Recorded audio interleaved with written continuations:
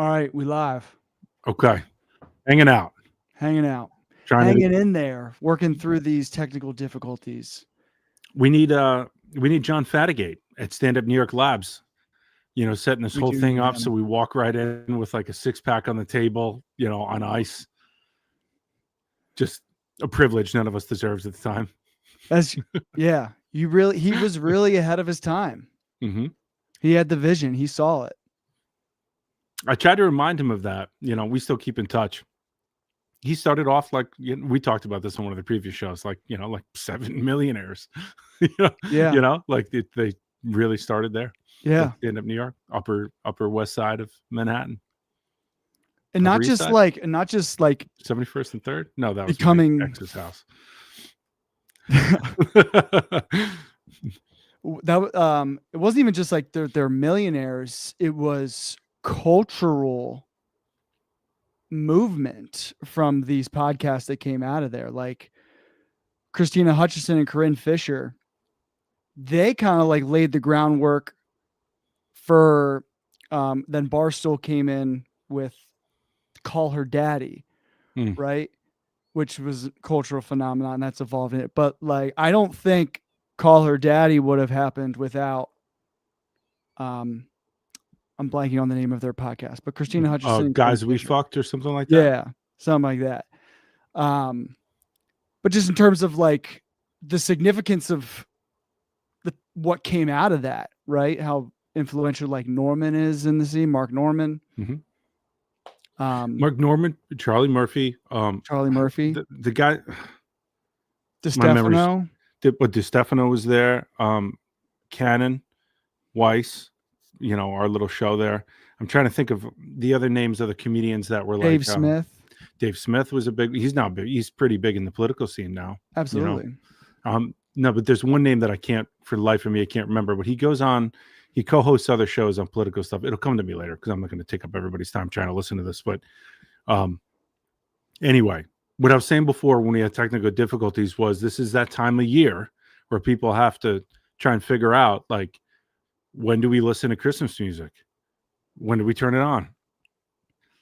So when is that for you? When you think about like Christmas, I usually wait for like Thanksgiving Day.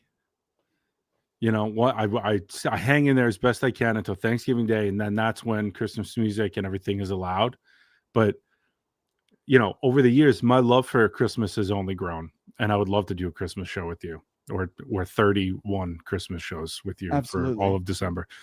And my love for it has only grown. And now after having a kid and getting to relive it through that, I'm like, oh my God, this is just like, seriously, like, it's so great that for some reason, for whatever reason, at some point, everybody came together and they started to do something, and it became like a tradition and a holiday. And it has evolved into like this really awesome, like, season. Like it's its own season. You know what I'm saying? Like, obviously stores take advantage of that. Like, I was at BJ's a couple of days ago before Halloween ended, and there's Christmas stuff already there. But I was like, dude, I'm in. So I was like, every year I had to fight. Like, usually it was like, it used to be December 1st. That's when I would listen to the music, Christmas music, like go in on the season. And then it was like, all right, just like just hold my ground, just hold it. Like in Braveheart, when they've got like the pikes, they're like the wooden spikes, the spears down hidden under, and he's going, hold, and he's just like, you keep seeing like the horses, like, are they going to do it? Are they going to do it? Hold. That's how I felt with Christmas music, like most of my life. And this year is the first year where I'm trying to like use my wisdom and be like, okay, like, do I need to do that? Or like, should I be listening a little bit more to like, just like what makes me happy? Because my thing is, I'm afraid I'm going to water it down. You know what I'm saying?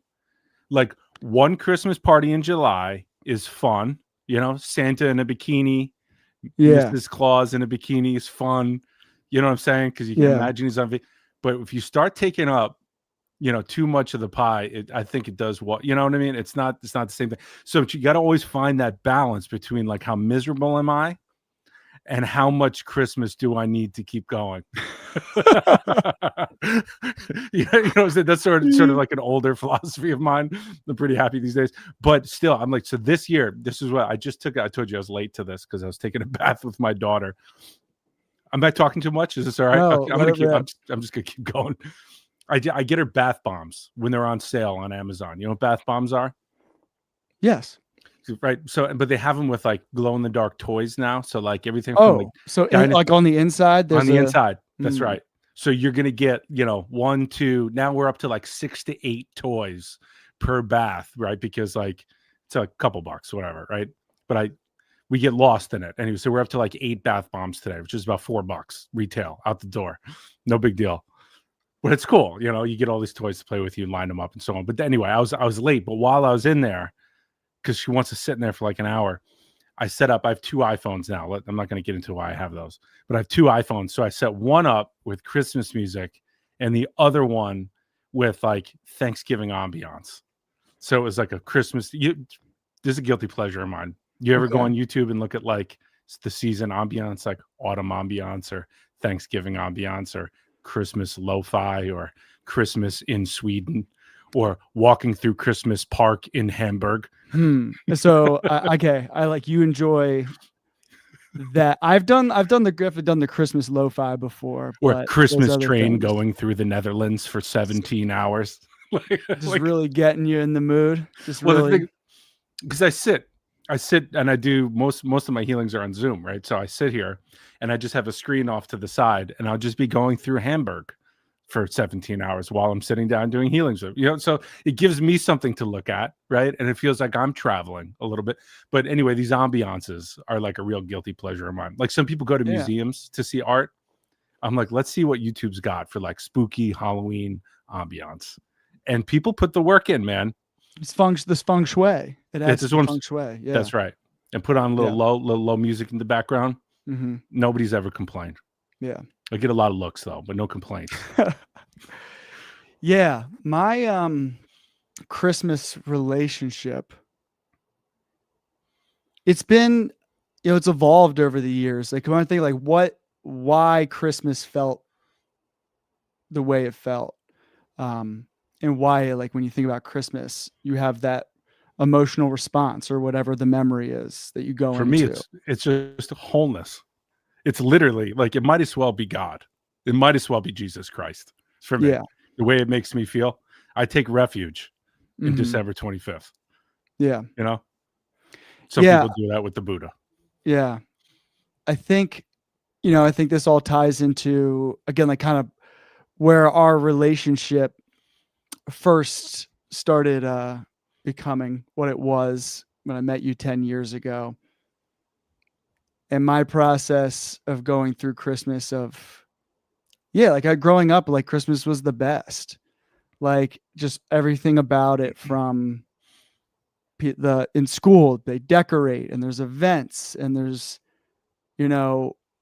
Christmas this, and then like in sports there was like the Christmas holiday tournament because I played basketball, and there was the New Year's wrestling tournament at my high school. All those like events around like this season. And I used to go to we'd do Christmas where I grew up, and then we'd go drive a couple hours to where my mom's extended family's from in the Philly area, and everybody was there. 11 aunts and uncles and all their husbands and wives and all the kids, like huge party. And just seeing all my cousins, and we had to have sleepover, right? That was like the best. That's right. Yeah. And then I guess like growing through that conspiracy phase, that like identity crisis. The truth is Christmas, a very special truth is Christmas. Yeah. When it kind of ruins everything when you're in that space. Like conspiracy sucks. Let's be honest. When you go through the conspiracy phase, it does ruin everything, including most of your relationships. Yes. It really ruins everything. But everybody does have a right to go through the shamanic Christmas journey. When you start to realize, like, just start to put it all together, like Santa Claus is the shaman. Well, I'm not going to go into it because I could easily get into it with the knapsack, the mushrooms in Serbia. Well, drying the Amanita muscari mushrooms on the tree. Yeah, they have now I'm getting into it. I've resisted. I tried. Yeah. But the virgin relationship with the mushrooms under the conifer tree, like there's a reason why it grows underneath there, right? And then they dried the mushrooms by the fireplace, and then put them on the tree. So that's the ornaments and the stockings and so on. And Santa was the shaman that dropped the psychedelic mushrooms down your chimney and so on. Yeah. You know, this all took place in Siberia, right? Just one of the many things that turned into what we have today, you know? And yeah, you have to go through that phase. We should go through when we do the Christmas time, we should do Christmas episodes on all that stuff. We will. We have to. This will be the final. I've been waiting like, because I know I've heard other origin stories, and I'm like sure they're like both true, but just like which one came first, right? You know, and how they. Yeah, I'm wishing I had and how the development of it. Yeah, all the different veins that go into the Christmas heart, if you will. Yeah, you know, the arteries. So I wish I had a video component. Remember when I did the Cosmic Perspective radio show on Talk Radio, which was Mike Adams, the Health Ranger, his big network. You know? Oh my God, dude! You know, the Cosmic Perspective was great, man. I liked it. I liked the interviews I did. One of them, I did a Christmas special with Dennis McKenna. You know, Terrence McKenna's brother. Yes, right. You know, because he's a professor and he was just writing a book. Like, he wrote this one book. I am not going to be good with names. So I'm just going to skip right over all these. Brotherhood of the Screaming Abyss. So he had just read that book. So he was going out there. You know, you and I had met him very briefly. I thought, dude, I was just thinking about this. Remember, we went to that conspiracy convention in that hotel. Oh my God, dude. And I remember that, dude. I remember when we walked in there, some of the guys were, because this is when being in conspiracies made you a loser. Yes, yeah. Made you a big old weirdo loser. I remember us going there and a couple of the guys being like, "It's nice to see some muscle in the movement," or something like that. Because we were like athletic big dudes, and I'm like, the only ones that went for a jog before they showed up. Like it was pretty. Yeah, and again, we were 5, 6, 7 years early, and then it became mainstream. No, it's okay. We already. That's took what the White House. I'm 40 years old. I've worked through most of the stuff that people work through when they turn 75, 80. Like I've already worked through that, so I'm good. I'm a little just off, little uneven development there. It's no big deal, dude. The big moment for me when I because I was just getting out of it. Because I went back to grad school, like my process of I went traveling, came back, the reintegration after me traveling through Europe. Yeah. And I started grad school and COVID happened. And the one documentary came out, Plandemic. And I saw the amount of people on social media that were sharing it and sharing it and sharing it. And I remember watching it and I was like, uh-oh. I know what this is. And I I remember wrote a post and I was like, people, please be wary. Like I was given a warning of as someone who's been through this, pay attention to how you're being manipulated. Yeah, but what is this, Zach? What is this? Yeah. Who are they? There's too many holes in the story. And I remember I was like, I remember saying it's good to have an open mind, but make sure your brain doesn't fall out your head. Yeah. And God, well, everybody's got to learn the hard way. So many people. This is what we do as a human species. We learn the hard way, right? And you realize, oh my God, I believe that hook, line, and sinker. I didn't realize that my brain does this, fills in the gaps. I didn't even think of that. You know, changes everything.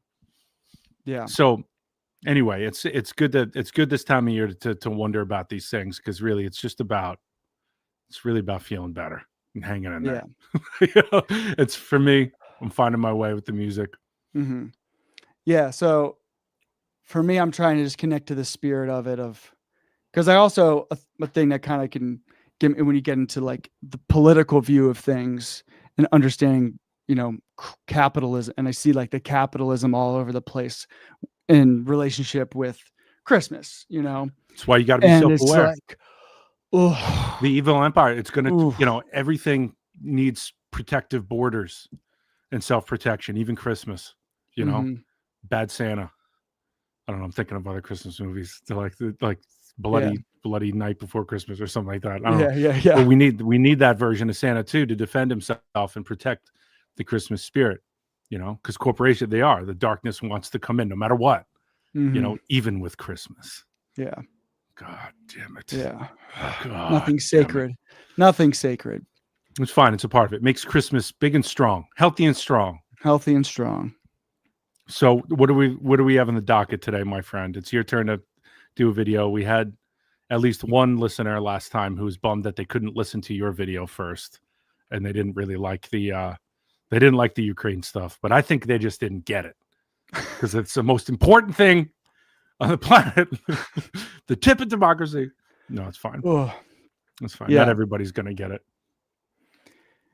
Yeah, it's also like incredibly brutal and terrifying. Like it's hard. It's a hard thing to like people to get into. Yes. Right. So I'm just realizing they threw some stuff in the chat. Now I'm remembering live. Mm-hmm. I need to be able to see the chat. So if somebody says something, can I see it? Does it show up? Because I just see like studio chat. I'm gonna put hi. Did you see that? There's this is the live. Oh, private chat. That's private chat. Here's comments. Live. That's me. That's my bad. Join the chat. All right, okay. Now I'm in. Okay. All right. That's it. Cool. Just in case, because they were asking questions. Like they actually felt bad for a lot of the Russian fighters, and I was like, yeah, you know what? I would have loved to like read a comment like that, just to like we could round out our statements, right? Because like I'm not preparing like a teaching here for these shows. You know, so like oftentimes I'll listen to really smart streamers and think, wow, that was a really ignorant comment. And then they'll read the chat. Somebody will ask the question that I was thinking, and then they can round it out. And I'm like, well, I'm really glad that that happened. Yeah. I was like bummed out by that. Right. So it's like nobody's coming here with like a whole teaching and thinking about how to include everybody in every statement. Cause you know, we'll never get there. Right. So this is hanging in there and also hanging out. You know what I'm saying? Yeah. And we need the chat to round things out. So hopefully, you know, when we start, you know, announcing that we're actually going to be doing this, more people will be here and that'll take care of itself. Yeah, I'm always like scrambling because like once I hit live, that's when the link becomes available, and then I can like post it on my like social media. But then I'm like feel like bad like being on my phone while I'm trying to have a conversation with you, and then it's like because then it's just ass content. Is there a way? Is there a way to do this though? Because we do. I guess if I'm hearing you right, what I'm saying is you're trying to find a way to promote it, get on, you know, so that people get in on the chat and we can talk to them a bit more. Is that what you're saying? Yeah, I'm just gonna like put it on my like Instagram story or something like that. It's usually what I do. Yeah, well, I think what we should do is just do that in the beginning, like right before we start. We have set it up. We both share it. All right, now we're live and we go live. You know? Yeah. So we're figuring it out. Figuring out the kinks. No biggie. Here's the link if you want to. If I want to what? You're the guy. Here, I'm sending it to you. You're sending me the link? If you want to share it to like Instagram or something, I don't know. Oh, no, I wasn't ready yet to do that. Maybe you and I would have to talk. I have to get myself like totally ready to start promoting the stuff. I wanted to work out all the kinks first. Okay. Like I'm happy with these being out there. Hey, Gina just said hi. Hey, Gina. Talking about the Jets. Yes, I can see this. The trade deadline has been crazy for the Jets. Jets have been like traded away their whole team. Dude, Gina sits next to me earlier and she's like, she's doing something and she looks at me in shock and her phone falls out of her hand in shock. Right. And I'm like, oh my God, like what happened? You know, and she's like, we lost Sauce Gardner. Yeah. And I'm like, oh my God, like you keep doing this to me. Like I keep thinking something life-changing just took place. And I understand. I get it. I used to be a football oriented individual. So I do get it. But this is my home life, you know, like literally like she needs therapy. I've done a really good job of developing a new relationship with it. With football? With sports? Football, with being a fan of sports. And being a fan of teams that are like historically bad, like they set records they have teams every now and then. They're just like setting records for being the absolute worst ever. Like the New York Jets. They're unbelievable. It is unbelievable. It's the owner. It starts there's something at the core of it. That's what people say. There's something at the core of it.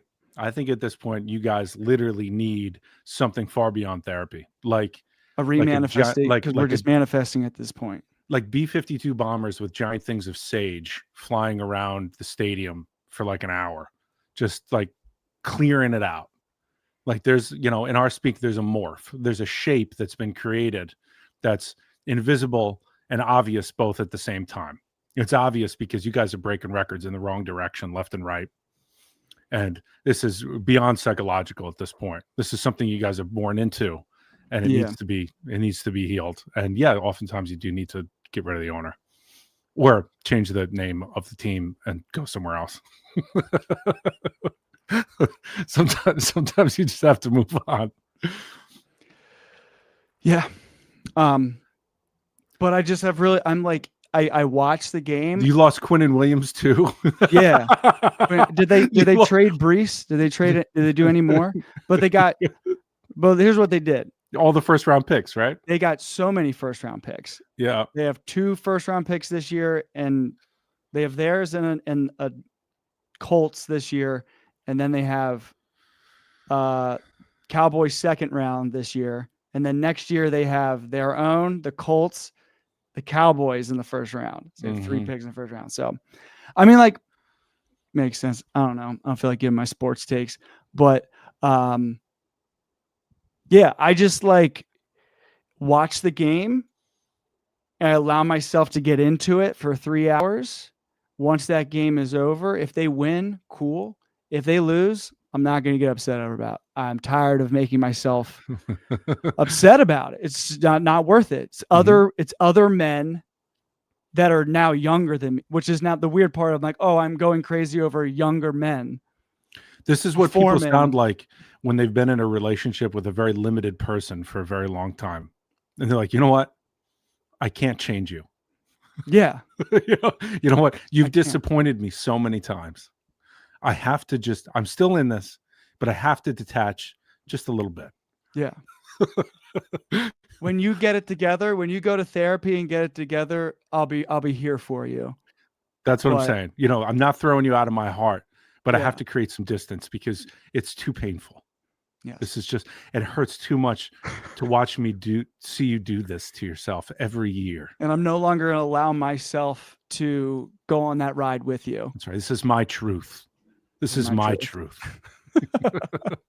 It's the same thing. It is. It's the same thing, which is why I look at sports and I just go like, okay, like, God bless people that have the time or like the interest to get into it. I had a very unhealthy relationship with football for a very long time. Mm-hmm. At some point that man had to die, quite literally. Yeah. Almost. You're wearing a Giants hat. Well, this is, Gina supplies these. Yeah. She gets me nice hats and they're always Giants hats. And I have no problem with that, especially if they're red, white, and blue. So I can be American at the same time. Miracle. All right. I still love it, man. Yeah. Anyway, it meaning America. We don't have to talk about that though. White House got that under control. We're in good hands. All right. So what's on the docket today? What are we doing? What's in your heart? Because otherwise Gina's listening. I'm going to just steamroll you and we're going to go back to, my next one is Professor Dave. Your next one is Professor Dave? Okay. Oh, yeah. And we will get back to Elephant Graveyard at some point, but a little bit here. This is her? Jesus Christ. I'm judging her. Oh, she's great. I'm sorry. This caught her at, but her name is Cybele. Okay. Cantrella. I think that's Cybele. The recursive paradox of human suffering. All right, what does recursive mean? This is what I have to do. We have to hang in there. Everybody has to hang in there. Everyone hang in there. We have to. Again, I said we are redneck intellectuals. This is it. Everybody needs to be humble enough to be able to do that. You should never skip a word. When I have a dictionary next to you, it's called ChatGPT. Right? You just look it up, then Then you have the whole. But don't fall in love with them. Don't fall into an AI. I watched a video on people who are going into AI psychosis. Well, there's also a lot of cults, AI God cults. And there's a 12-year-old the other day, we won't get into this, who was talked into killing himself. Yeah, I've seen there's multiple of those. Super fun ones. All super dystopian. Recursive, characterized by recurrence or repetition. Relate in mathematics, linguistics. The ongoing paradox of human suffering. Got it. Yeah. Empathy with the devil. Another paradox. You would never have empathy with the devil. This woman must be smart. Let's go. Here we go. Experiment. Sorry. Let's do a thought experiment to help us understand why systems that cause suffering are so difficult to change. A disclaimer here that I'm going to be engaging with religious themes in this post from the context of allegory. My treatment of Judeo-Christian figures here will be as concepts, metaphors, and mythology that can help us understand systems of human psychology and behavior, not as figures of literal historicity or worship. If that is going to bother you, please save yourself the vexation and scroll. I'm not going to debate anyone about beliefs or dogmas. Now, everywhere you look, the same pattern plays out. The oppressed become the oppressors. The revolutionaries become the enforcers. The saviors become the persecutors. The search for truth becomes dogma. The struggle for freedom creates new prisons. It's an ancient cycle, one so fundamental to human history that we don't even question it anymore. We assume struggle is necessary, that power must always consolidate, that meaning must be earned through suffering, that salvation must come from obedience or rebellion. This is the hell loop. A self-replicating system that ensures every attempt to escape simply feeds the machine. This is not just a theological problem. It plays out in politics, economics, in technology, in culture, and even in individual psychology and behavior. Because this is the water we all swim in, it's hard to recognize. So let's explore it from a variety of angles. I'm going to start with the Christian myth that's at the core of much of Western culture, the duality of God and Satan. A refresher on this myth, as it's been presented to many of us in the last 500 years at least. God is the all-powerful, all-knowing Father who created humans. He says he loves them, but also acts in ways that do not seem loving. Satan was God's favorite angel, originally named Lucifer, who decided he would rebel against God and attempt to overthrow him. He failed and was cast out of heaven into hell. He also acts as the corruptive force of evil in the mortal world, tempting people into sin, which are actions, beliefs, and modalities that take humans further from the dictates of God and the reward of eternal salvation. This mythic system postulates God and Satan as opposites. One represents light and the other darkness. One saves, the other damns, and our only choices are to submit to one or resist both. This, however, is not only a trap, but a distraction that serves to perpetuate suffering. God, as traditionally conceived, is beyond existential discomfort. Omnipotence means no fear of loss. Omnipresence means no isolation. Eternity means no death, no urgency, and importantly, no grasping for meaning.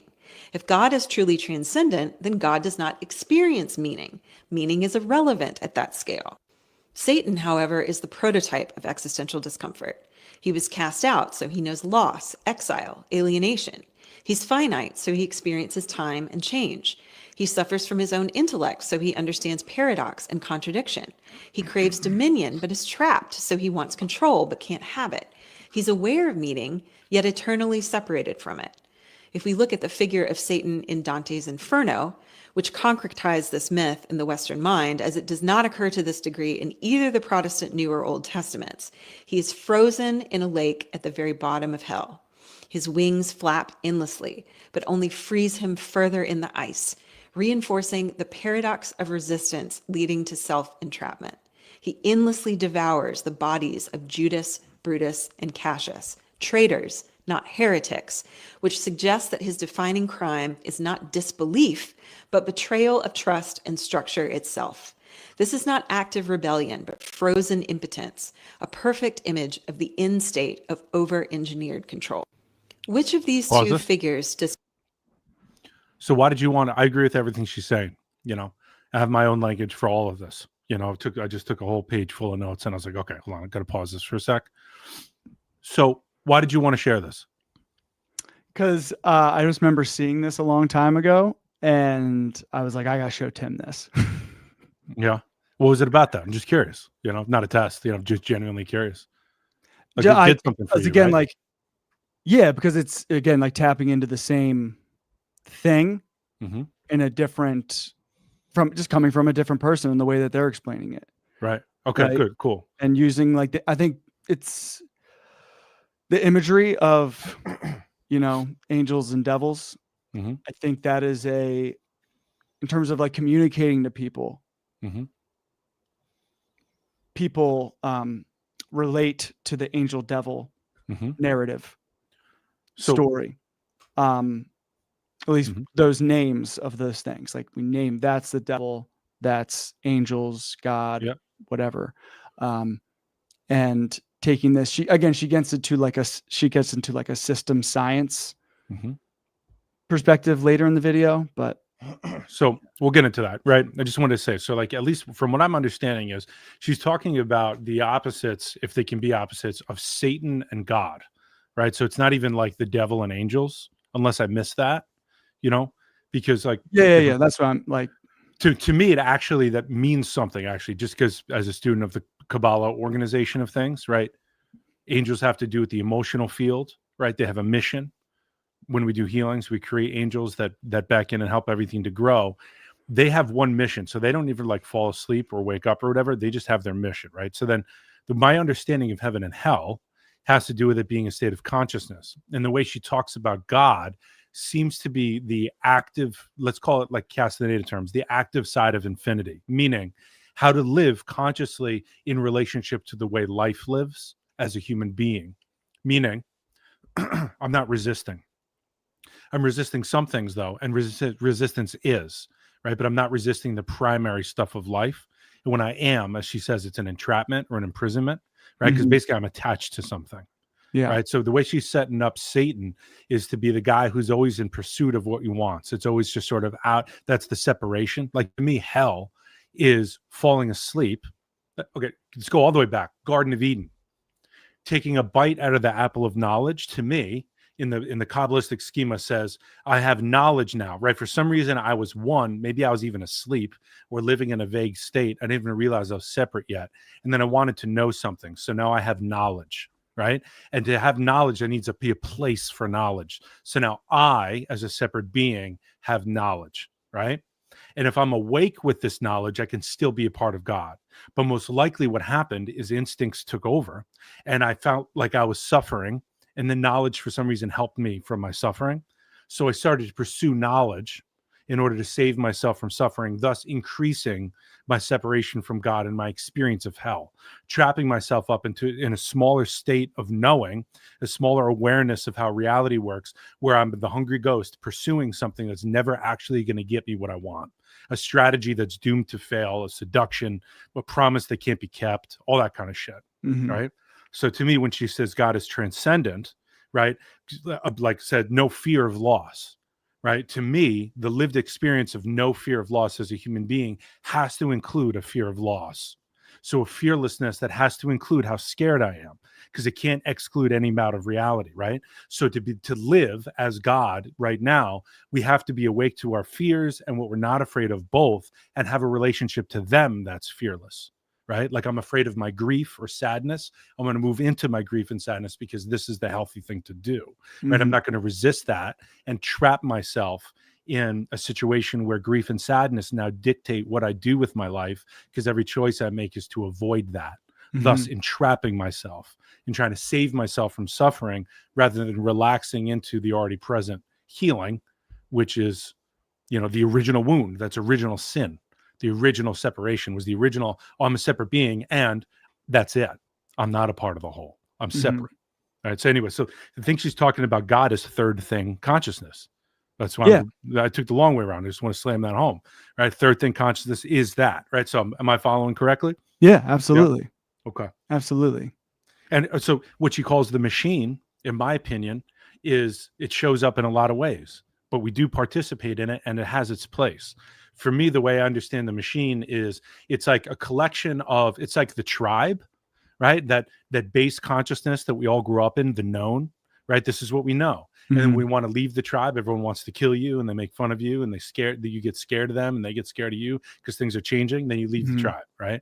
So the machine is also like memory.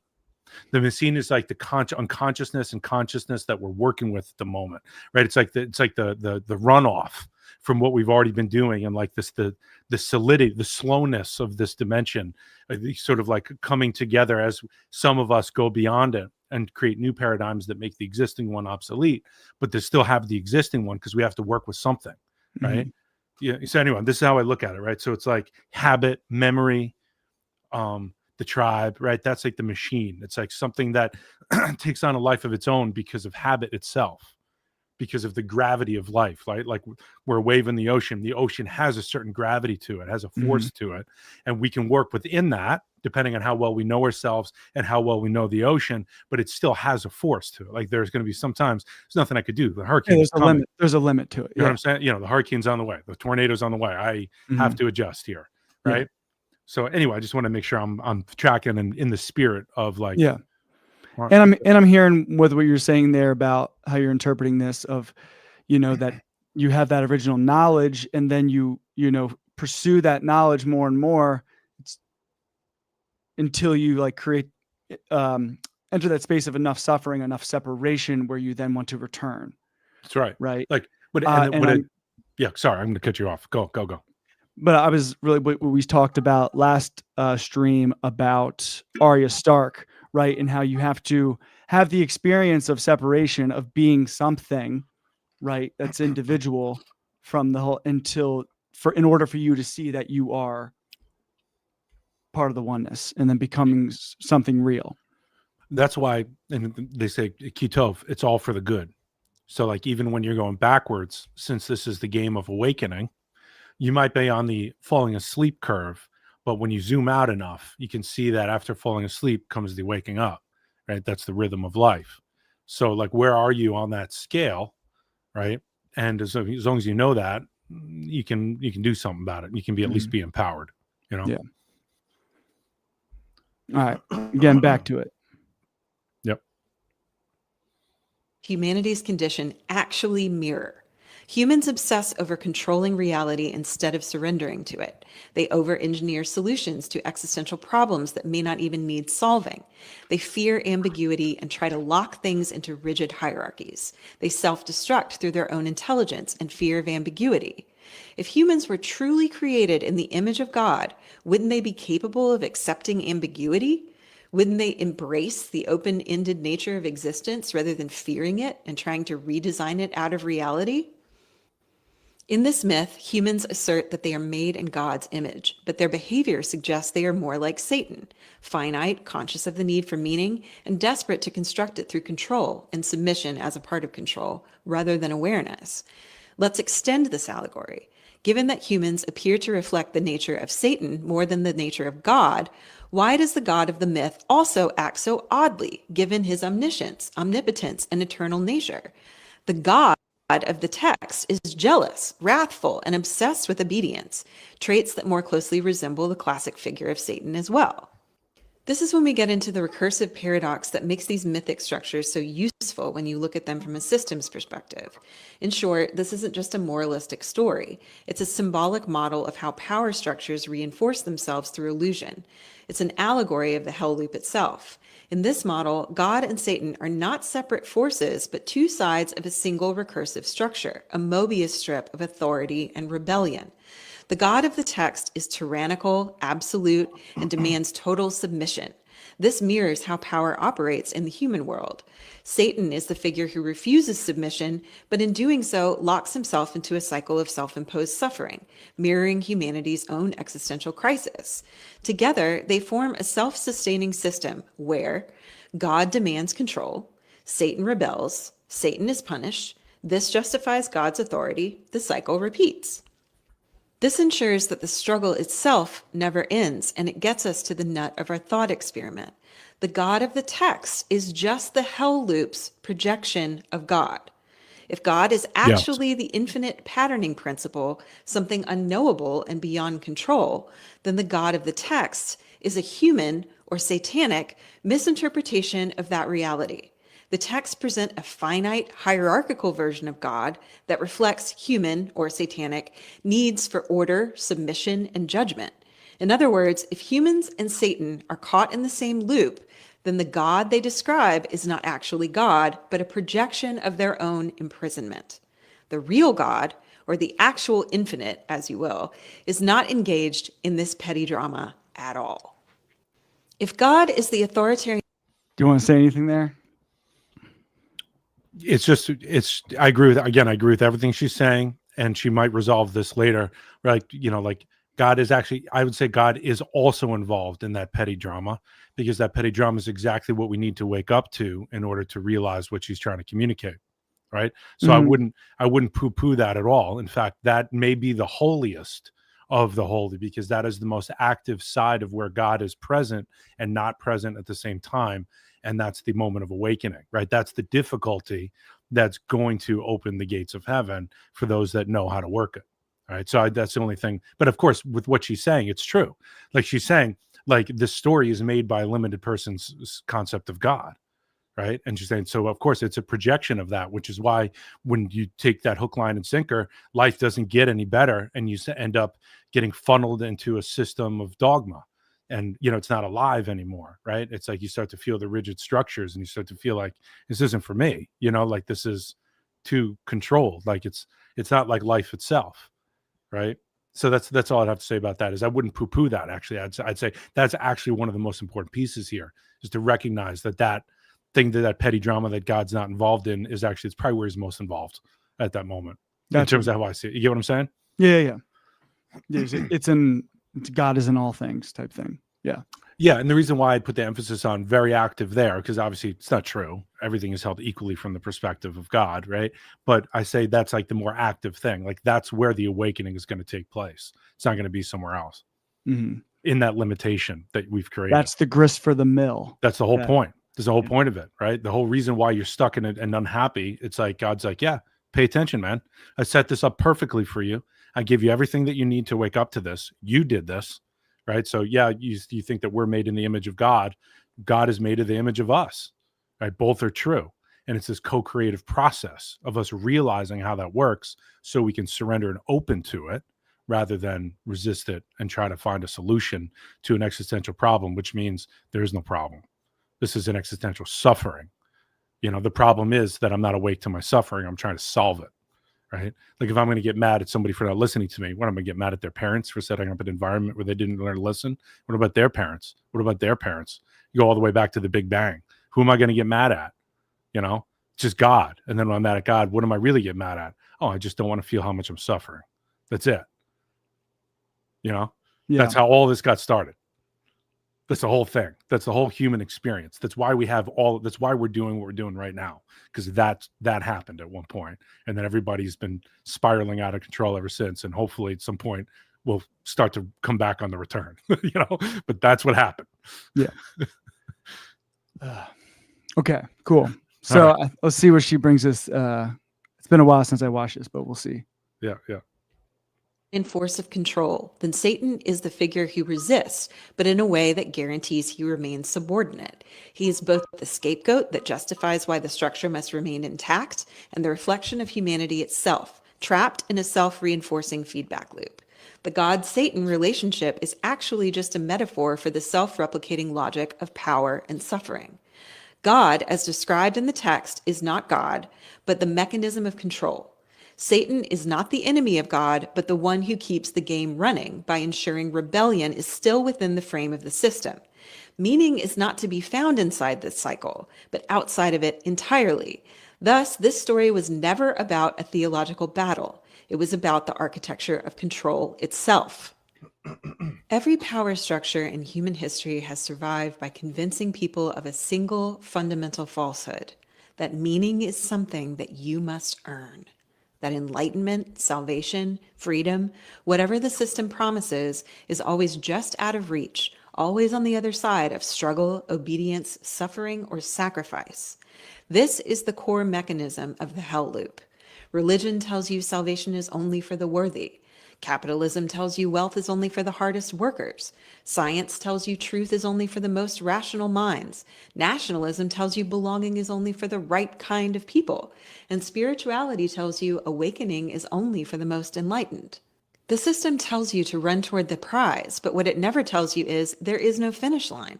There's no point at which the gods of the system declare you finally free.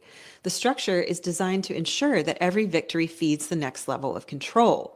What if humans are already in union with the infinite, but they keep breaking themselves against reality because they can't accept that meaning isn't something to chase? It's something that emerges when you stop fighting it.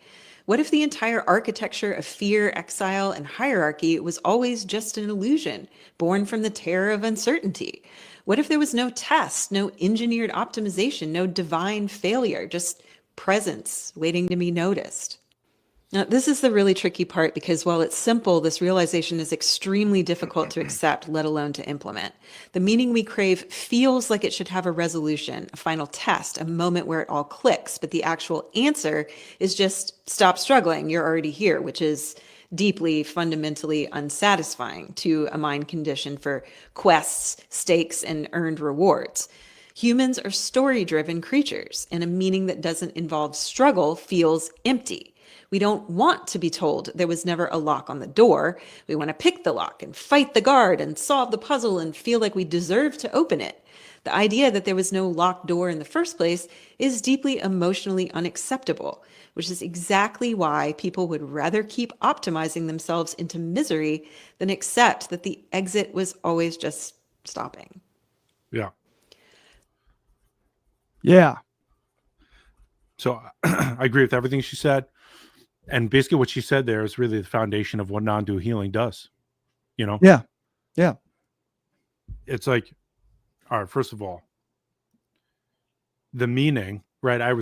Before she said it, she wrote like meaning is earned, right? It's like what I wrote, unfolding from being. You know, she called it, she said it, meaning emerges, right? And it's just like, no, like for me, it's like it unfolds from being, meaning like we go searching for me. All of this has to do with trying to solve our suffering. That's what it's all about. And we think that the answer is out there, and we can't tolerate the level of disappointment that we meet in ourselves when we do what you just said at the end, right? It's so emotionally unsatisfying, right? That's a moment that you need somebody who's been on the path to say, yes, this is that moment of disappointment where you meet your immature ideas of how life worked and how it was going to save you from your suffering. Right. So that moment of disappointment is actually most healthy. Right. And it should humiliate you in a healthy way, because you realize your whole life, you know, for the deepest wounds, you realize your whole life has been set up to avoid this one wound, everything that you've done fundamentally. Right. And you go, oh, shit. So this is never going to save me. And what it does is it allows many things to fall away that were neurotic and not helpful anymore. And it gives you the one pointed focus and power to empower you to finally deal with that one wound that you've set your whole life up to save yourself from. So that's how it works. And that's why you have to like grind yourself down to that place where like you see people that have tried everything, you know, people who are addicted to this, or build and lose empires, or get into sports, whatever, you know, people that create really famous, powerful people. At some point, those strategies become weary and tired. And then that's like a really powerful moment when you start to say, okay, you ready to do the work now? You know, you spent 40, 50 years doing all this, and you see not even this is going to help. Mm-hmm. So that should put you in a position to surrender, you know, and that's when the real work ends up starting. So does that make sense? Absolutely. You know, I mean, this is the whole deal. I mean, I totally get why you wanted to send this to me, right? Because this is the shit that like, this is the deepest of the deep. This is what will unlock your mind so that you can start to see reality differently and actually start to change. Yeah. You know, transform your being. And then that's when, because you transform, different opportunities automatically open up. And that's how you change your life. Mm-hmm. So this is good, man. Last thing I'll say, the dopamine, serotonin thing I said one time, the dopamine is the chase. Right? This feels good. I want a lock on the door so I can pick it, and that means I'm great. Then finally, everyone will know I'm amazing. Mm-hmm. I'm special, right? And then I won't feel my suffering. So the dopamine keeps us going, right? And a fucked up childhood will activate that pretty good. But what we're after, I think, is serotonin, where this feels good and I'm content, connected. That's it. Right? I'm here. Connected. I don't want it. Yeah. Mm-hmm. Connected is a good point, right? There's something about that too. Because like, what are you connected to with the dopamine? Probably something out there. Yeah. You know? Yeah. With the serotonin, you're here. I, as someone who, like, I have ADHD, like, or neurodivergence, whatever my exact thing is, right? But I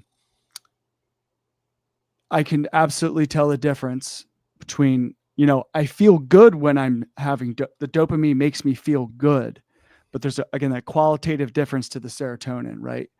The experience of it when I'm doing dopamine, I know in the back of my being, my mind, that I'm avoiding something or I'm thinking about that thing, but the dopamine allows me to think about that thing without it like creating me like to feel scared or anxious or like, oh, I gotta, right.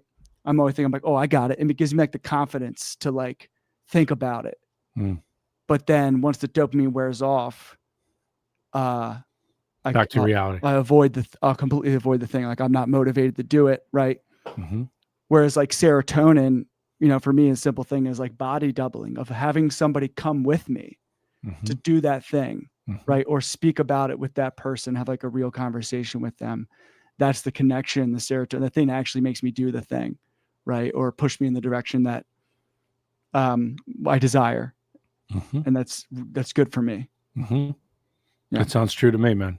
One of these days I'll do a further like research thing into those two and I'll unfold it a bit, but I really think that's what it's about. The fake it till you make it moment where you realize, okay, if I'm going to be really happy, it has to include everything, even how unhappy I am.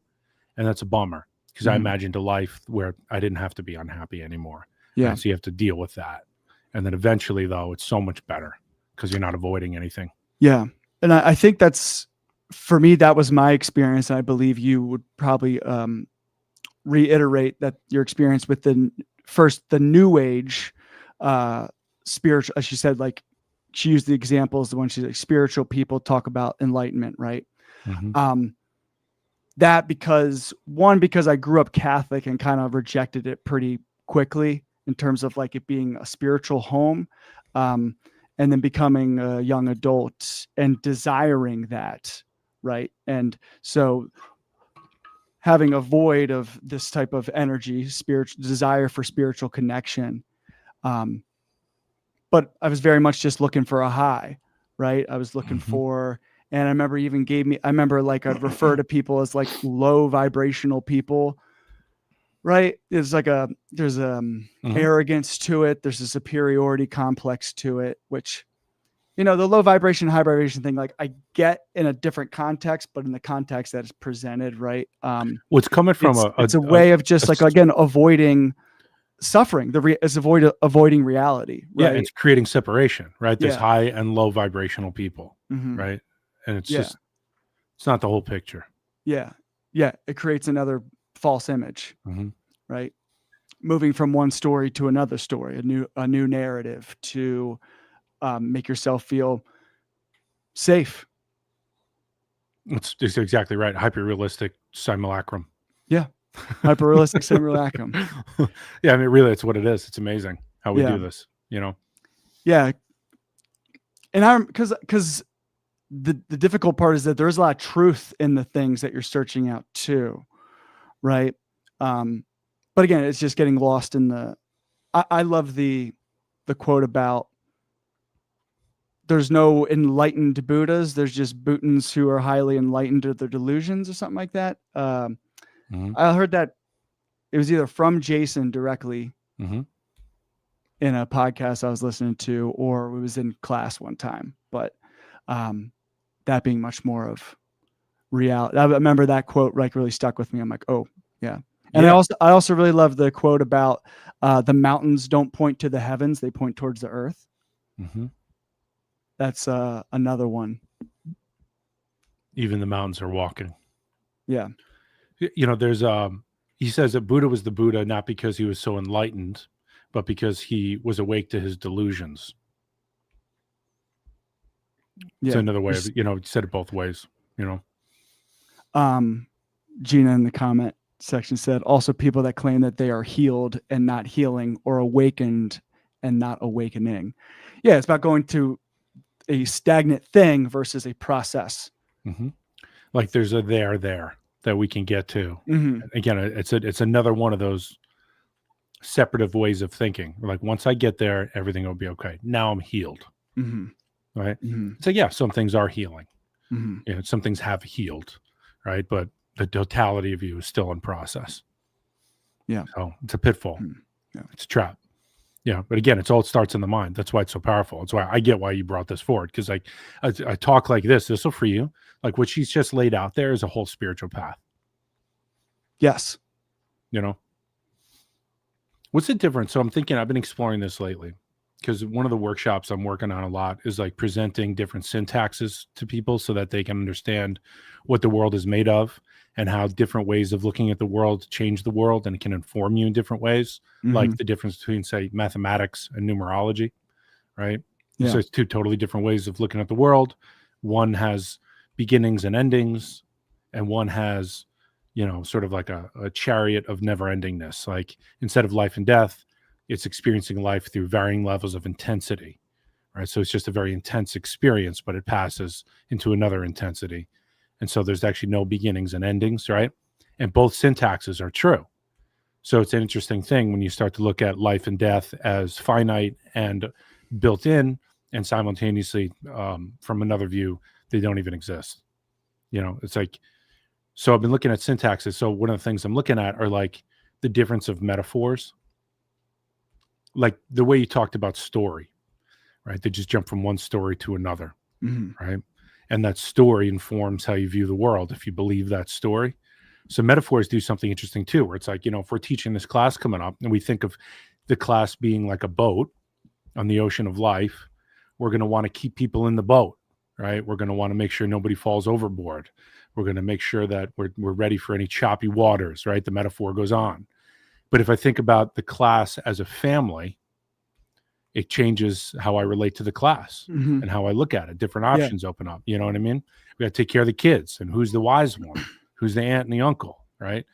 Who's the crazy uncle? Things like that, right? So it just changes the metaphor. So I think a lot of this is like, it's in that territory of like understanding the lens through which we are perceiving reality makes a really big difference as to how we work with reality, which is why something like this woman, what she's bringing forward, is sort of like restoring the wholeness in these original stories that people put all of their, life force into. They believe it hook, line, and sinker. It's got to be restored every now and then, right? Yeah.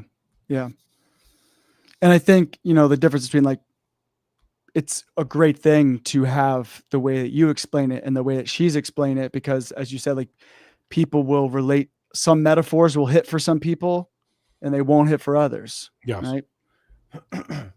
Totally true. And it's all like, this is probably completely false, but this is how I like make meaning out of, in Islam, they talk about, they say, don't draw any photos of Muhammad. Right. For me, that feels like the message that I take from it is like, as soon as we start to begin to describe the oneness, right, we fail, because it is separate, right? You can't describe the oneness because it's the oneness. And as soon as I start to say it in my language, it's coming from the oneness and through my limited human condition and consciousness, right? It limits it. It does violence to it. Yeah. Right. And if you think that that's it, now you're worshiping a false idol. You're already lost. Yes. Right. So that's why we need teachers that can say, hey, look, this is the best map or symbol that we have of God. And you need to know that it shows the way and blocks the way simultaneously. Both are true. Right. All language does that. Like, any word that we say has a limitation in it. Right. And based on our consciousness, there are better names for people than others. Right. Yeah. And that name can you bring you back to like who they really are. There's a vibrational thing to it if you want to get that nuanced about it. Right. But it's true. The name, right. It's like a portal, it's just another gateway into what something is. It's nature. And so some names are better than others. Some languages are more whole than others. Like Hebrew seems to be one of the most whole, because the way you read it forwards, backwards, inside and out, and so on. Yeah. Like English was very dualistic. Left to right. You give me I got whiskey, give me your furs. We got a capitalism, right? We got a pursuit of happiness. It's very dualistic, and that's fine, but it's not in relationship to like life itself. You kind of have to work our way around it. Like, I used to think about that. Like, if you're ever trying to define a word, you can't say the word. So you're just kind of like spinning around a central point, right? And like you have to just like get it enough. And eventually you have to like just try the word on and get to know the word. And then it changes you, right? As you change, the word changes. Your understanding of the word changes. How you use it changes. It opens up to you, right? And you're like, whoa, like there's a lot in this word. Like says a lot about some part of reality. You know what I'm saying? Mm-hmm. And that's what like all mystical work is about. You know, learning how to enter into different aspects of life in this way to let it open to you. That's how Jason created the whole non-dual Kabbalistic healing modality. He unpacked it out of the Kabbalah, and nobody had seen a healing modality in there before. Mm-hmm. But he did. You know, just it was just right there. Yeah. You know. I'm thinking about the preciousness in this difficulty teaching, Mm-hmm. right? And going back to, you know, when we were in the let's say like, so the first Trump election, right? 2016. I remember at that time, and because it's in the spirit of it being an election day today, really hoping for some positive things today, but I don't put too much weight into it. In 2016, I remember when he won, and I was in that New Age spirituality kind of philosophy that was very much about like, it's very simplified about manifestation and things of that sort.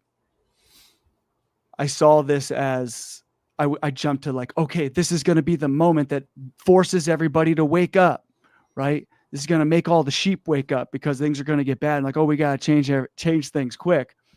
And that didn't happen. Mm-hmm. If anything, it like we've gotten more, I would say, disconnected and separate, and things have gotten worse.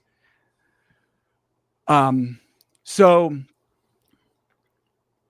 looking at the current moment now, right from there, I worry about falling into spiritual bypassing around like, okay, there's preciousness in this suffering.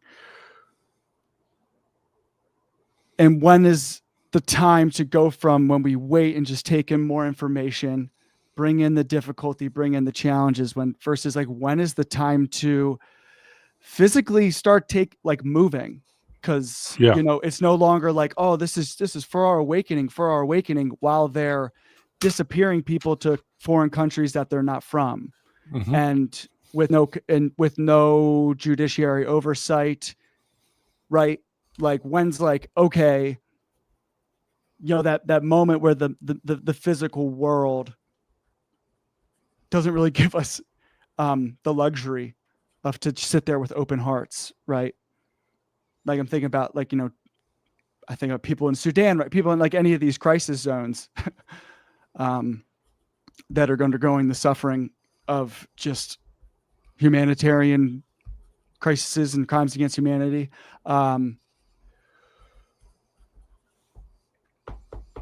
Yeah, I'm getting a little bit overwhelmed with it, but you know, and I think about things about my privilege as a white person, being able to sit here online and have access to a laptop that was made by the slaves of children in the Congo, right? And sitting here and talking about opening to spiritual healing in these difficulties. And when to start the Christmas music. Yeah, when to start the Christmas movement, right? Do they know it's Christmas time at all? Whoa, whoa. Yeah. As I play my Charlie Brown Christmas on my keyboard, you know. It's a balance, man. Meaning this difficulty is precious is about not that there aren't problems, but while you're solving those problems, don't forget what possibly created this problem, which was your unconsciousness. Meaning you don't want to rush to a cure before you have a very good relationship with what the disease is. You know what I'm saying? Mm-hmm. And so it doesn't mean that like somebody comes in, I'm just making this up, in the ER, right? And they got like bullet holes and stuff like that. It's like, I'm not saying that like we're not going to be like, you know, why does this guy keep putting himself in this situation? You know what I mean? Like, let's get to the bottom of this. Hold off on these. Yeah, he's bleeding, but like, if we fix him, he might do this again. You know what I mean? So like, you have to do both, right? Patch him up, get the bolts out. And then, you know, when the time is right, start to take a look at why this is his third time in that week with bullet holes, right? Weird example, but you get the point, you know. And it's about doing that extra effort that we usually are not awake to, because we become hammers looking for nails, and we blame, right? The Jets organization. We have to get rid of the owner. You guys are missing the whole thing. You need to hire me, and I need to sit down with each person on the team and sage the whole fucking stadium. You know, you need to do both, right? I could call better plays than that. That's right. But you know, it's that kind of thing, right? So you don't want to be blaming the outside, because most likely, right, this difficulty is precious is not something we all do at once and all come up with the same idea to fix it. This difficulty is precious is when you take this difficulty that you have, this problem, this anxiety, whatever, and you actually bring it into your heart and you stop problem solving it so much. And you don't look for a silver lining. You actually literally take this problem into your heart, knowing that there's something about this that's good for you, because you haven't woken up to it yet. Like how you're contributing to this problem. And then when you do that, you go through a transformation and you realize something about life. And that's the moment that something unconscious has become conscious.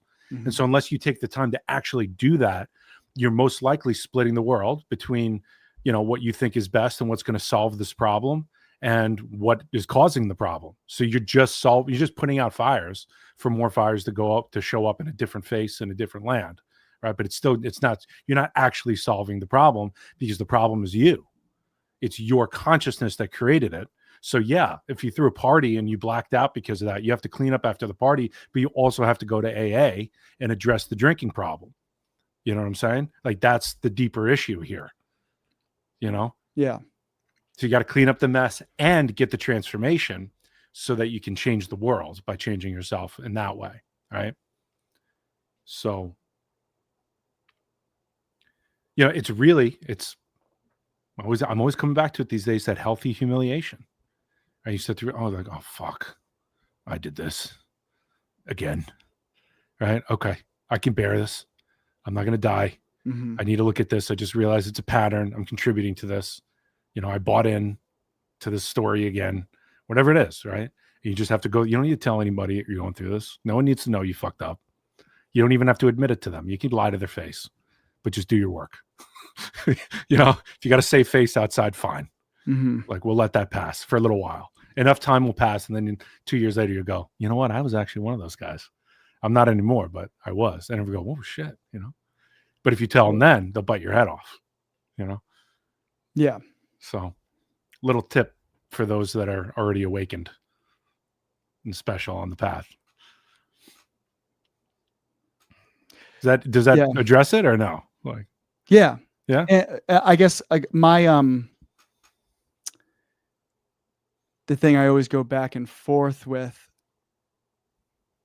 and again, I think maybe like the back and forthness is what I need to use as a way to ride into something else. You know, the third thing,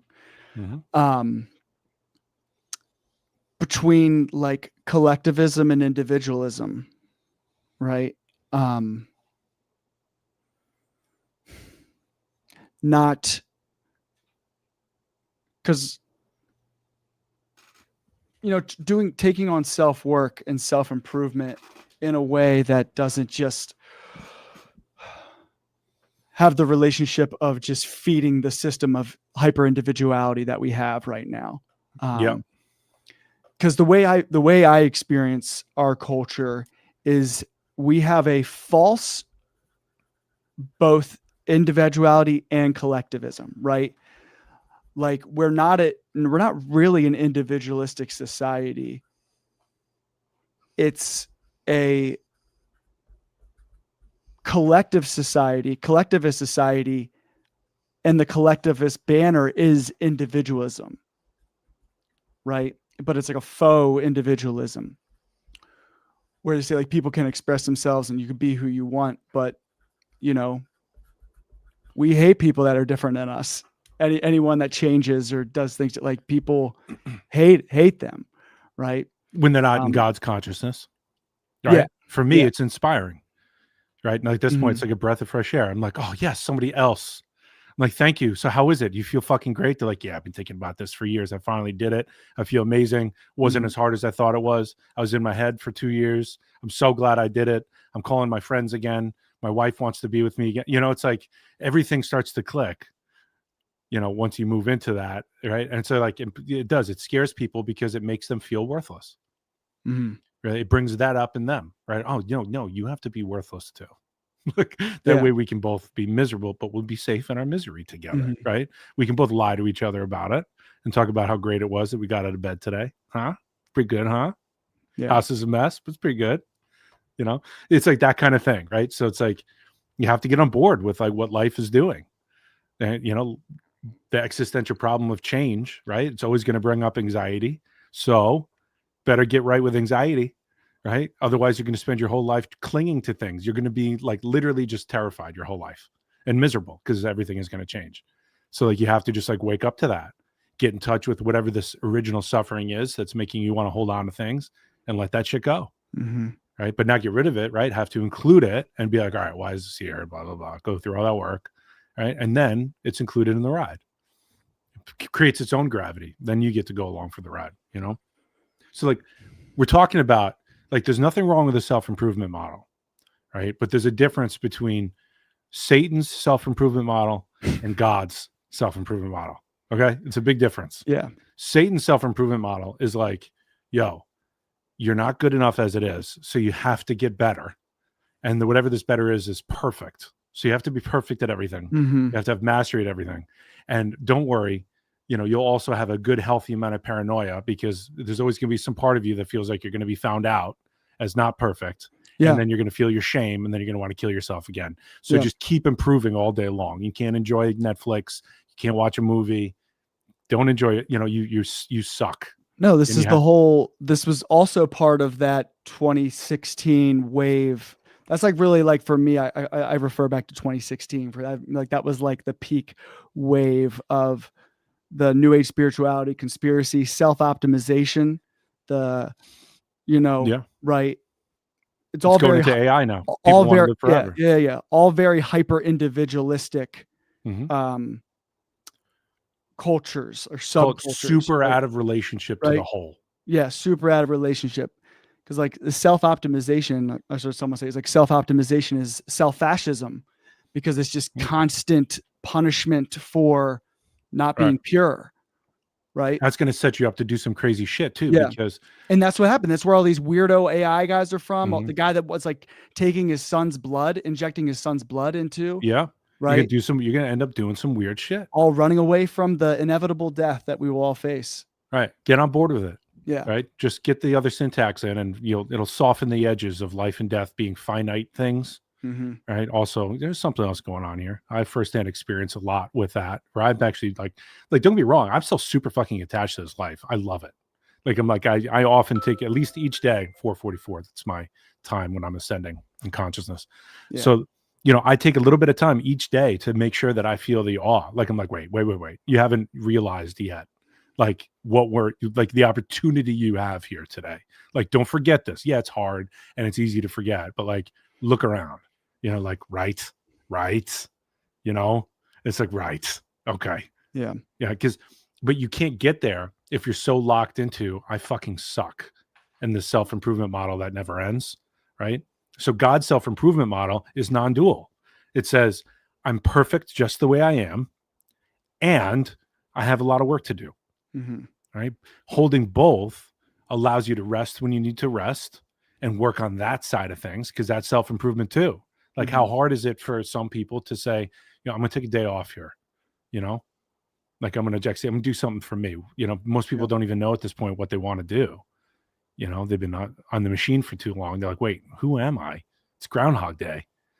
Right. So holding both, God's self-improvement model says, well, you got to work both sides. Yeah. You got things to do that are better, but you also have to get better at just not doing anything and just being, like, loving yourself.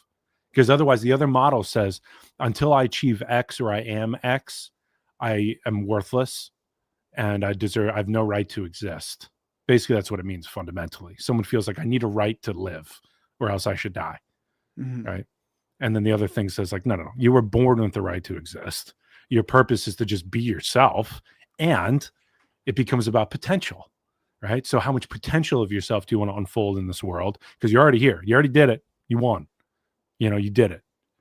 But now you're going to have a natural urge, which is actually going to fill up with more life force because you're not beating the shit out of yourself all day long. And now there's going to be more room to listen to yourself and be like, wait, what do I want to get better at? And then when you know what you want to get better at, it's a lot easier to do it because you love what you're doing and you're not doing something that's just fucking miserable because you're so disconnected from yourself and you suck, And it's just like from this difficulty is precious paradigm, right? There's no problem here. The problem is how you're holding your life, the story of it, where you're in Satan's model or God's model, but it's both the self-improvement model, changes everything. Yeah. Yeah. I think that's so important. And, we remember we were talking about, conspiracy culture, indicating there was something that we weren't looking at that was begging to be looked at. And because we didn't consciously look at it, it manifested in this way. Very similar with the self-improvement stuff and what is on popular culture known as red pill or like masculinity manosphere stuff. Right. That has, in my opinion, just been very, I think it's very evident that it has negative effects and it's filled with grifters and people, that make money off of miserable, lonely, isolated people. But responding to it, just being like, yo, this sucks without acknowledging, well, there was something that was very much needed. There was a market demand and this was the market's answer to it. Right. Yep. I'm with you. Right. And I'm trying to, as my work as a therapist, learn how to present that to people, create a syntax, as you said, for not just young men, but just like people in general who are feeling like isolated and alone. But I also find it more difficult with acknowledging the collective reality of like, we might be hitting a major economic recession, food stamps are getting cut off. A lot of young men are going to be screwed over, young people in general, but like, in terms of like dealing with identity crisis and in terms of what type of danger that brings to our collective society when young men have nothing to have purpose and drive for and work on something, it can become a very violently dangerous, energy. And so I guess that with all this healing talk, right, I always think about like us addressing ASIA, the world of action, the world of what's the universe of doing, here. Making the physical. Right?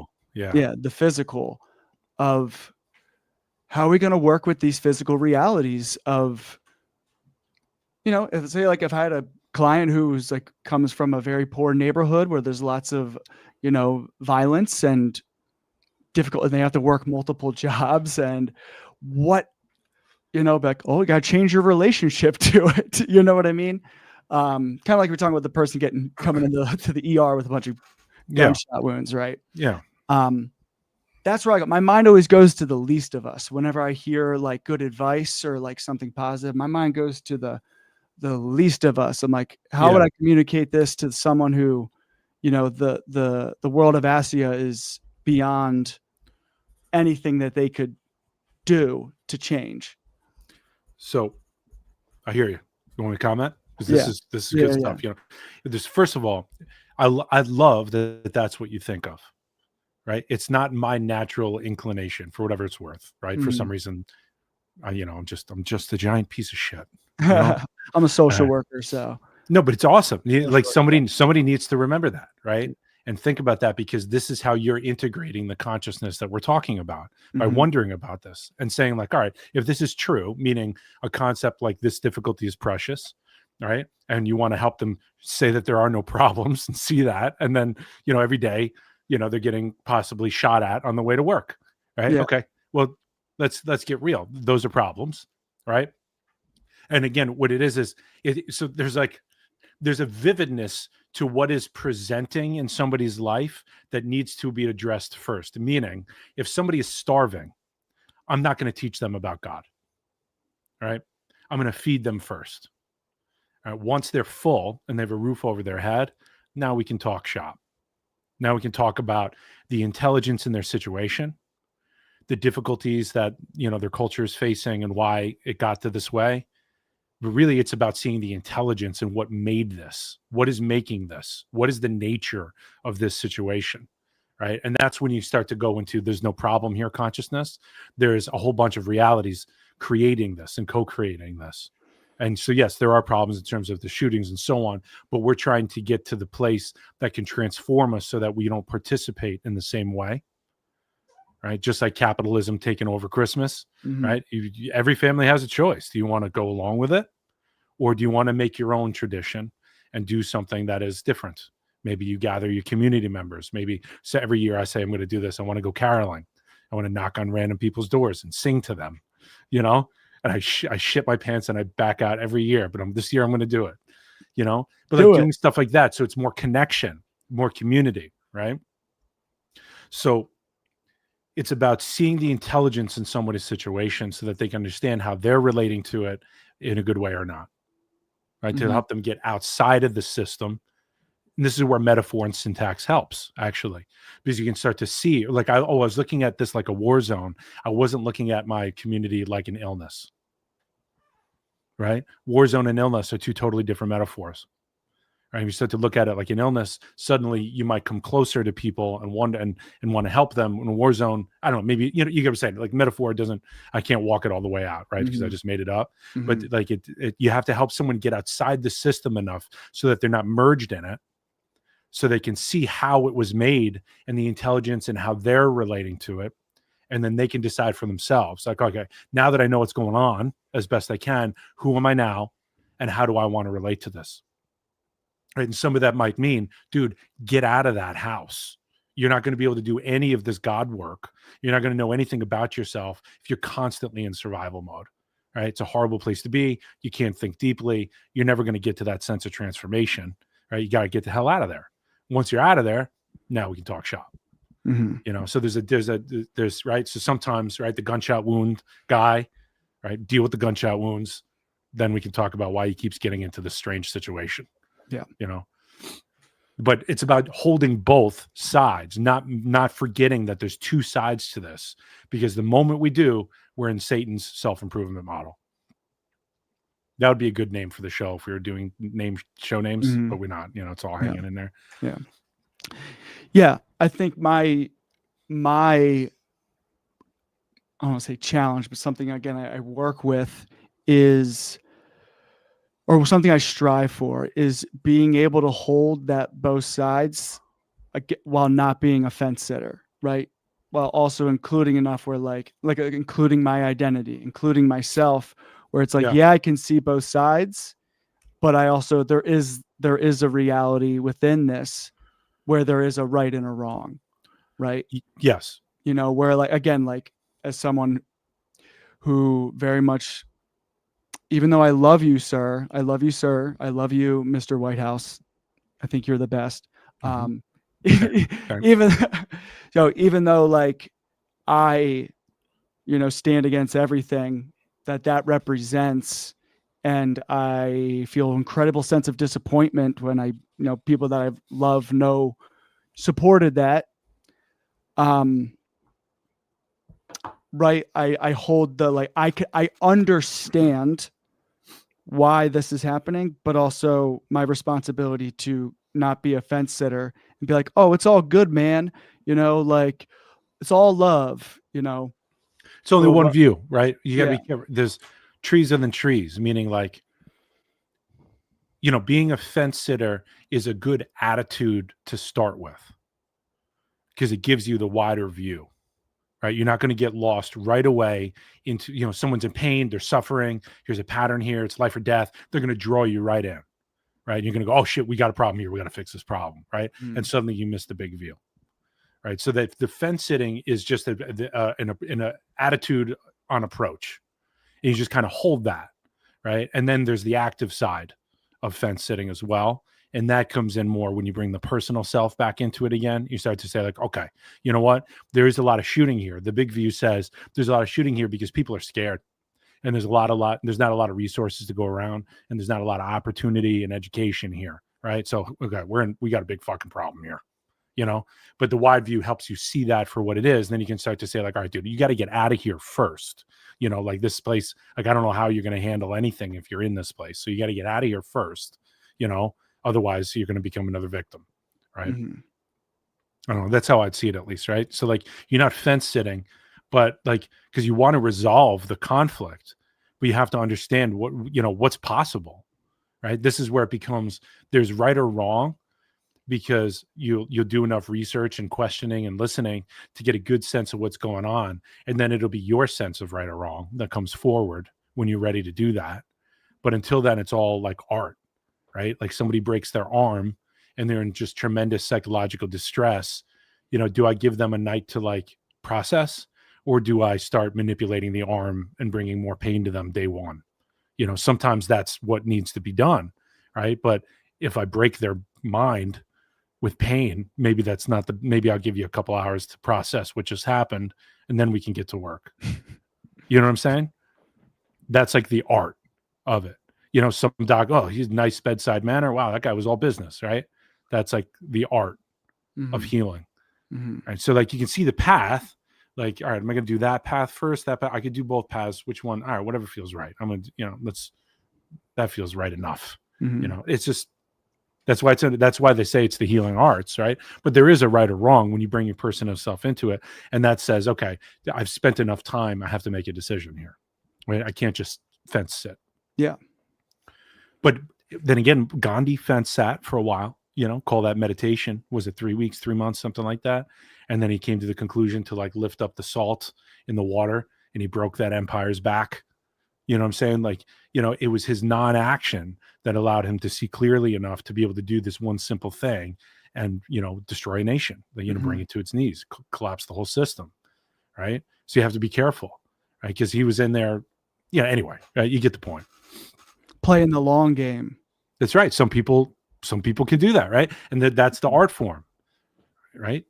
And you can only get to that place, that place of like freedom of choice and liberation, where you can do the long game and the short game when you're awake to the fact that there is a long game and a short game, when you're awake to the fact that there are problems that need to be solved that are probably urgent, and there's a larger problem that we have to come into a relationship with simultaneously, right? The more meta problem of what's creating this whole situation to begin with, right? So there's in the system and there's outside the system. You have to be able to see so much dimensionality before you can even start to diagnose what the problem is. This is why we go through cycles through history. Right, because we're just hammers looking for nails, but it's the best we can do, right? Like we have to survive, right? And then we look at the patterns and we go, okay, wait, I'm out of relationship. This keeps popping up here. Why does this pattern keep popping up in civilization? We got to work through something here. That's why I think everybody's on the way to non-dual consciousness, whether we like it or not. Katie says hi. Hi. Say hi. Yeah. Tim says hi. All on the way. She has a couple other ones that I thought were really, I think on different topics. But what's her deal? What's her background? Media theorist, technologist. She's decoding systems of power and meaning.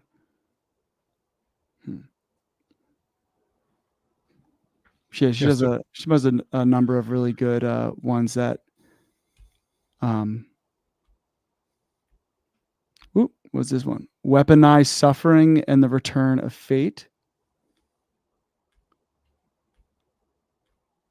Very interesting names. All very There's been a lot of recent or on narcissism and entropy. Actually, I remember this one being pretty good. Or do you want to watch Dr. Your Boy? We would have to do another episode for that because I got to Okay. teach in a little bit. All right. Do we have enough time? I got Probably 15 not. minutes. Yeah, so probably not. Yeah. Okay. Because this is 9-minute video, and then Yeah. yeah. Well, it's all good. I enjoyed this conversation. Yeah. You know, we can wrap it up if you want. I want to bring it into like less non-duality conscious stuff and just talk about. I'm just going to complain about something. Do it.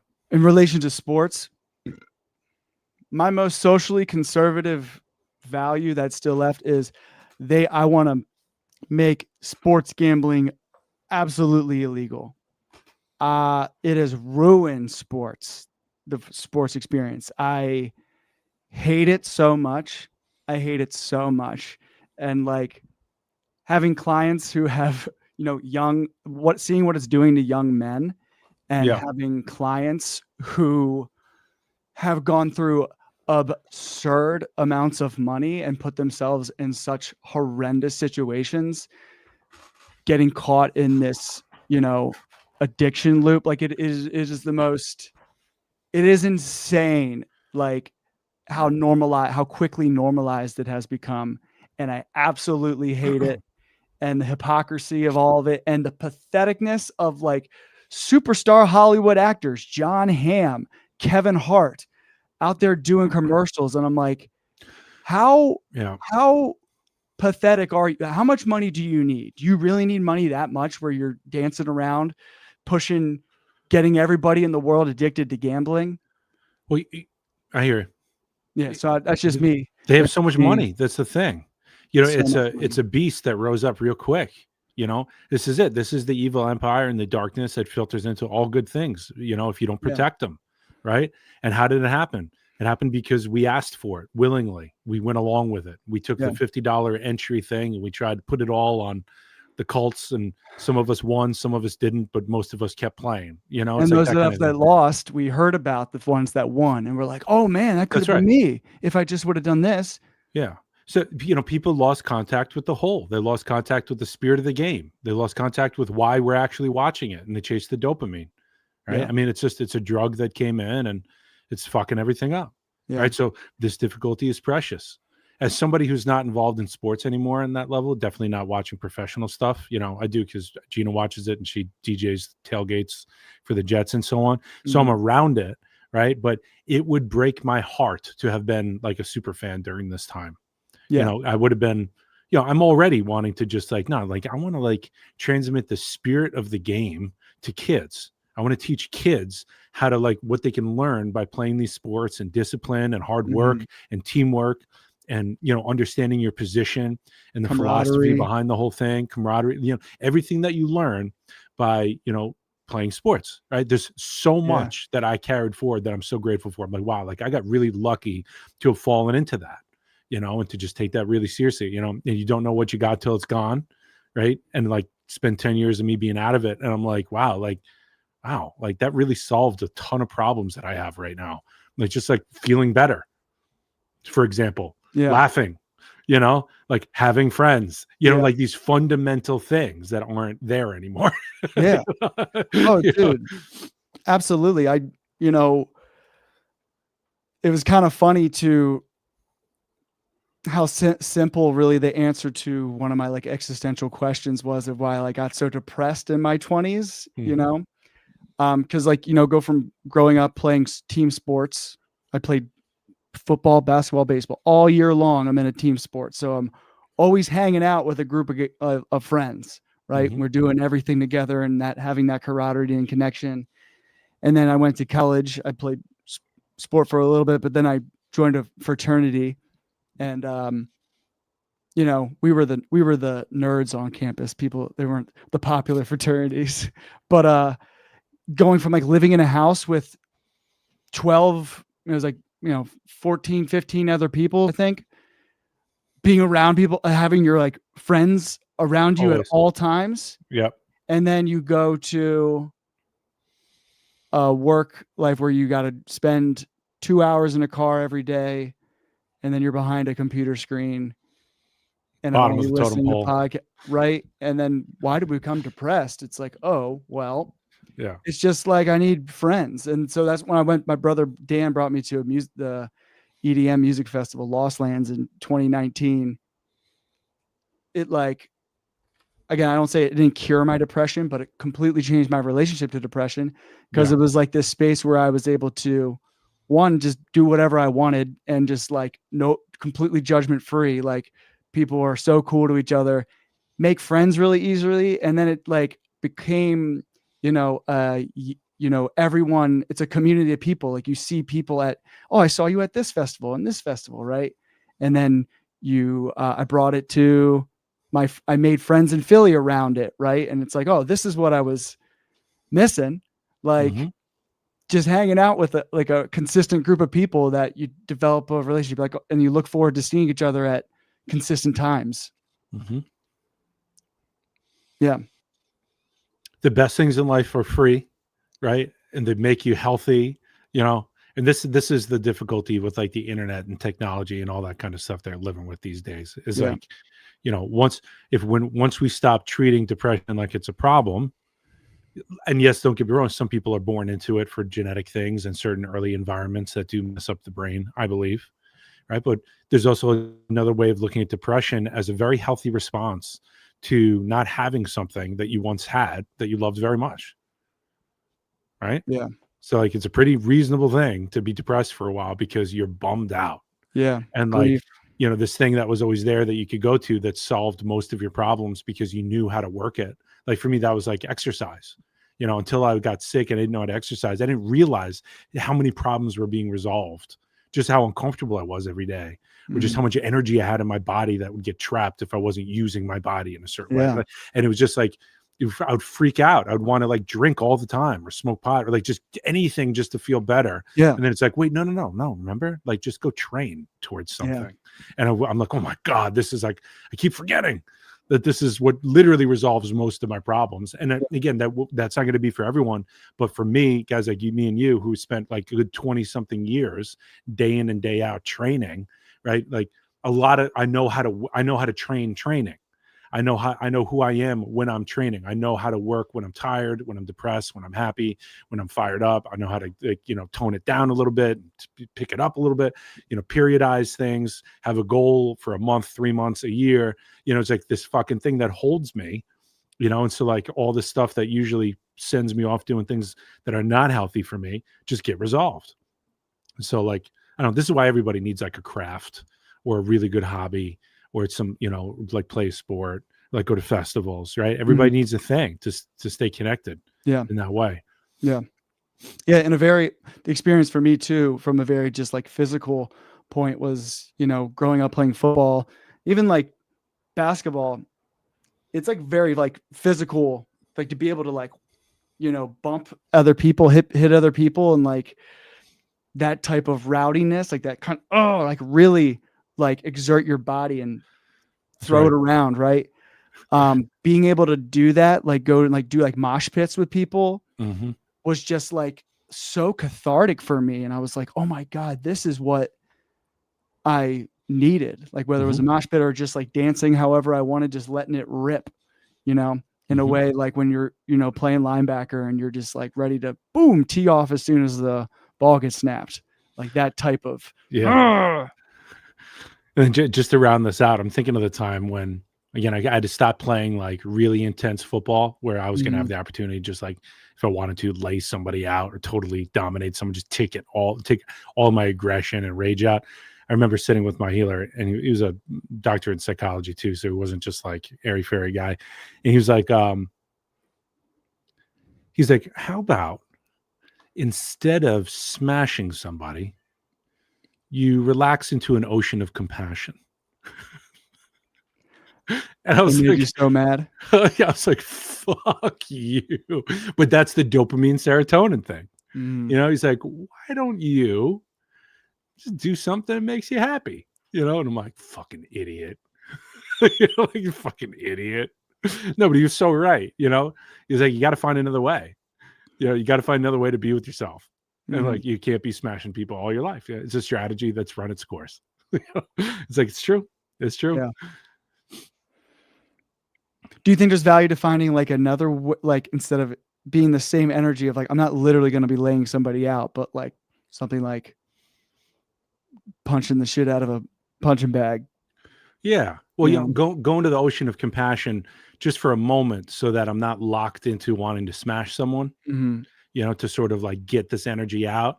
He was sort of talking about alchemizing it, coming into a relationship with it, and then coming from that place, right? Because he's like, listen, you can't smash people anymore. So you got to take a step back and then step forward with something that does work for you. You know, at the time for me, it was like, I think like 10 hours of day walking a day or something like that. I was just like, I'm never going to stop. I'm just going to start walking and then I'll come home tonight. Like I'm just going to do that. It was great. I'll walk for years. Cool. All right. Gumpet. This was good. Yeah. Good to be with you, man. Let's get on in a couple of days because I'm going to Disney next week. Okay. The heart of the evil empire. Directly into it. Going right in, working it from the inside out. Yeah, go find his frozen body wherever it's at. That's right. That's right. Let him out of the cage a little bit. All right. Thanks for listening to anyone who's here. We had 3 people at one time. Hey, tripling last week's. So hopefully I upload this one to like the regular videos. And if anyone wants to get in contact with Tim, hit him up at thethirdthingnetwork@gmail.com, all spelled out. I used to. And if you want to, and if you want to hit me up, I remember that was crazy. Like, it was a good business decision. Yeah. zwcampo@gmail.com. If you want to do healings or emotional support, I'm a therapist, so I talk about doing emotional support sessions. Go to thethirdthingnetwork.com too. Yeah. Go there. Yeah, and go to thethirdthingnetwork.com. But all right. See y'all next time. Peace.